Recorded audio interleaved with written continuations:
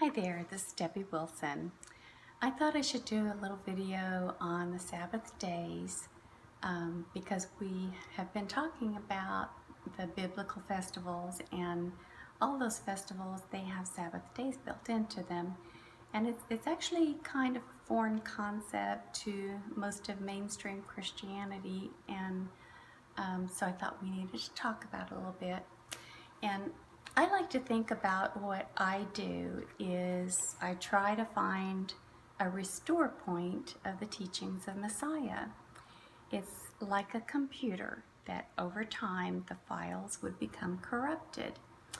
And I'm old enough to remember at the very first, when the computers all started becoming used by anybody and everybody.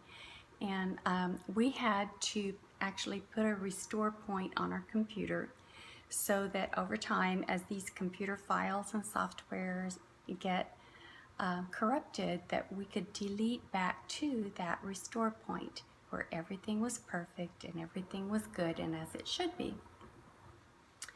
So that's kind of what I'm trying to do with the teachings of Messiah. Things have been added and things have been lost and mistranslated, misunderstood, taken out of context and out of its original Hebrew culture. And I spent the last couple of years just studying first century history in that surrounding area of Jerusalem, and what happened to the disciples, what happened to the gospel, and it was kind of disturbing. So I think there is a need to go back and to find that restore point. Remember that the early church was deeply impacted by the first and second revolts against Rome, the Jewish revolts, and there was anti-Torah legislation, anti-God's law legislation, and arrests and persecutions for following any of God's laws. At the same time, the Jews were pushing the Messianic Jews out of their synagogues, because remember, Messiah told his people, his followers, that when they see Jerusalem surrounded by enemies, by armies, that they were to leave town. They were to head for the hills. So the Jewish people felt that the Messianic Jews were traitors, and so they were wanting to push them out of their synagogues.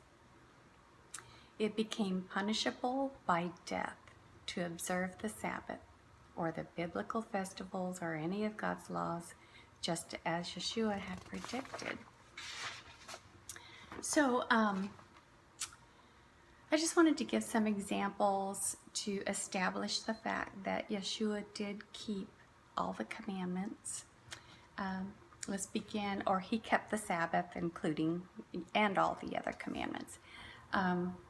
So let's begin in Luke chapter 4, and I'm just going to quote this one. When he came to Nazareth, speaking of Jesus, of Yeshua, when he came to Nazareth, where he had been brought up, he went to the synagogue on the Sabbath day, as was his custom. Also in chapter 4, then he went down to Capernaum, a city of Galilee, and was teaching them on the Sabbaths. Mark chapter 6, when the Sabbath came, he began to teach in the synagogue. Mark chapter 1, on the Sabbath he entered the synagogue and taught. So one of the instructions that we are given in Scripture concerning the Sabbath day is that we are to have a set-apart gathering on the Sabbath. So what we see here is Messiah obeying those instructions, and on the Sabbath day he would go to the synagogues, and being a rabbi, he would teach. In the book of Hebrews, chapter 10, we are warned not to forsake the assembling of ourselves together, as is the habit of some, but even more so as you see the day drawing near. And in the fourth chapter of Hebrews, there's a long discussion of God's rest being Sabbath, and how prophetic it is. In verse 9, it says, "So there remains a Sabbath keeping for the people of God." And I want to remind you that Messiah told his disciples to pray that their flight from Jerusalem would not take place on a Sabbath day. Now, why would Messiah say that if he was planning on doing away with God's laws and with the Sabbath? He was teaching them about something in the future that was going to happen, where they were going to where the armies were going to surround Jerusalem and they were going to have to flee. The Sabbath apparently was important enough to him that he didn't want them to have to break it in order to save their lives. And I want to remind you that this event happened after Messiah was gone. He was teaching them for the future. Also, he told them the Son of Man is Lord of the Sabbath. The Lord of the Sabbath would keep the Sabbath day, right? He also told them the Son can do nothing of himself unless it is something that he sees the Father doing. For whatever the Father does, the Son also does in like manner. So when Yeshua said, "If you love me, keep my commandments," we have to think, what commandments? Well, the Son does nothing except what he hears from the Father and what he sees the Father doing. As a matter of fact, if you read very carefully the whole book of John, just sit down someday and read the whole book. And I came to the conclusion that, and I think most people think this, that Messiah he didn't just begin to exist at the moment of his birth in Bethlehem, but he was there from the beginning. He was a part of creation. He was a part of the giving of the commandments. As a matter of fact, he is the living word. What is the word?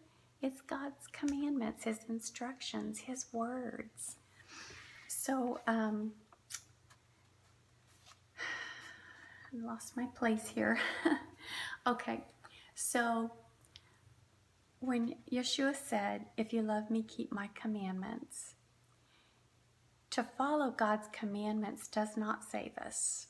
We can only be saved by what Yeshua did in his sacrifice, in his blood. So it's not a salvation issue, but it's evidence of the state of our heart. And it's how Messiah asked us to show our love for him. So I think it's important. Now, when I was growing up and in church and everything all my life, I was under the impression that Jesus broke the Sabbath. And so I want to bring correction there, because I think that that's a fallacy that has caused a lot of problems. And I still see it even today in movies that Hollywood makes and everything. They're still putting that concept in there. So in the biblical instructions, I just want you to know, there is no instruction not to heal on the Sabbath day. As a matter of fact, we can do all the good we want on the Sabbath. Now, one of the things I did in my studies was I read the Dead Sea Scrolls, because that's a first century document, and they identify themselves at Qumran, basically who the people were there that wrote the Dead Sea Scrolls and that collected all these books. And they were the Zadokite priests. They were the true priesthood that had fled from the temple that had a corrupt priesthood there. But one of the things that's in their writings is they said there that on the Sabbath day that you could not rescue a donkey or an ox or whatever that falls into a pit on the Sabbath day. Well, Yeshua corrected them. You can even help your animals on the Sabbath day. There is no ruling in the Word against healing. Another time that they thought he was breaking the Sabbath was when he and the disciples were walking through a field on the Sabbath day. They were just out for a walk, and they were plucking grains from I believe it's wheat, and they were eating them. that's not harvesting. That's not working. They were just out on a walk, and they fed themselves while they were out on this walk. So Yeshua's opponents accused him of breaking the Sabbath day. We don't want to be a part of his accusers like the Pharisees and accuse him of breaking the Sabbath. And I want to tell you something, that this part is extremely important. If Messiah had broken the Sabbath, it would have disqualified him from being our Messiah. It's very important. If he broke the Sabbath, he's not our Messiah. Here's why. To be our Messiah, he had to be a perfect and spotless lamb without blemish. That means he could not sin ever, at all, none. So sin is defined in the word in many places, but in the New Testament we have a definition for sin in 1 John chapter 3 verse 4, where it says, sin is transgression of the law, the Torah, God's laws. So in order for Yeshua, Jesus, to be our Messiah, he could not break the law, and he didn't. He was accused of breaking the law when he did things that were not against the law. So then we know, so that's establishing that Yeshua didn't break the Sabbath. He just didn't. The disciples also continued to observe the Sabbath and to teach in the synagogues on the Sabbath, just as Messiah did by example. And all through the book of Acts, if you have a good translation, it makes it a lot easier to see this, but you'll see evidence over and over that the disciples and also Paul observed the Sabbath day.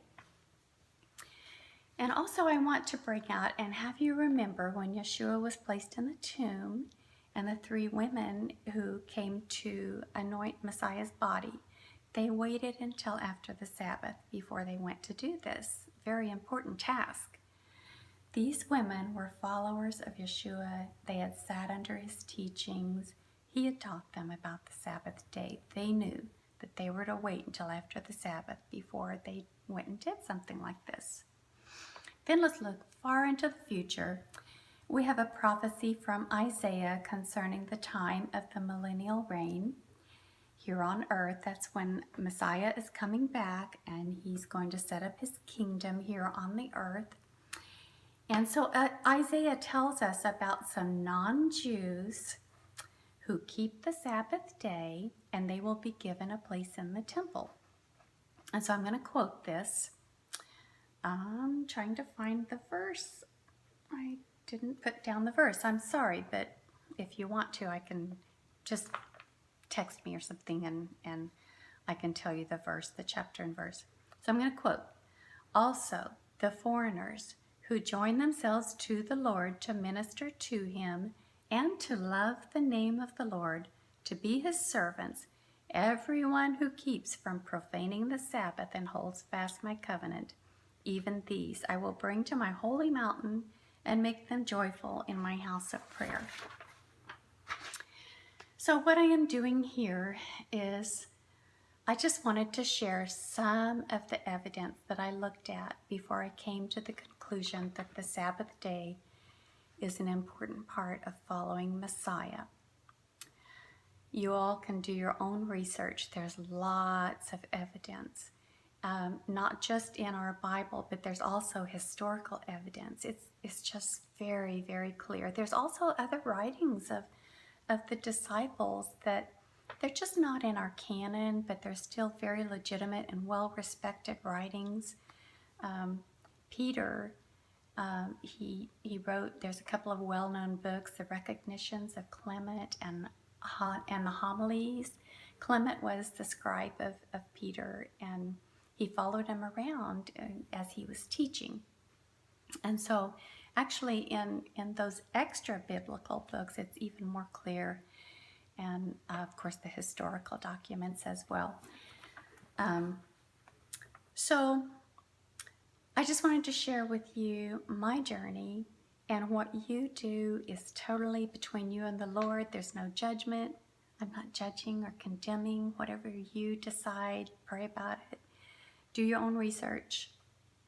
For me, I came to the conclusion that much of what I had believed and had been doing was based upon man-made traditions, and it wasn't from the teachings of Messiah. I had to ask myself, what is the point of practicing a man-made religion? And if I'm going to give my life and my heart to Messiah, I'm going to have to find out what he actually taught, how he lived, what he taught to his disciples, and I want to apply that to my life. So, if you're interested and would like to learn more, I do plan on doing another video that gives more details, instructions, when it is, when's the Sabbath, and what to do, what not to do, how to celebrate it. But I'll tell you right now is that it's so easy and so simple. There's nothing hard about resting on the Sabbath day. What's hard about the resting? So it's a great blessing and a gift and a delight. And when I hear people talking about, oh, I don't want to do the Sabbath, I don't want to be under the law. People like myself and my friends who follow in this way and we observe the Sabbath, we kind of chuckle at that because, believe me, we look forward and count the days every week until the Sabbath so that we can just enjoy that time where we unplug from everything and we rest in Him and enjoy His presence, and we get together and we have Sabbath dinner together, and it's wonderful, it's amazing, and it's a gift. It's a gift that was given to us. It's made for us. So if you're interested, probably in about a week, hopefully I'll do another video that will give you more information. And I just want to thank you for listening to what I have to say. All right, I'll see you later. Bye.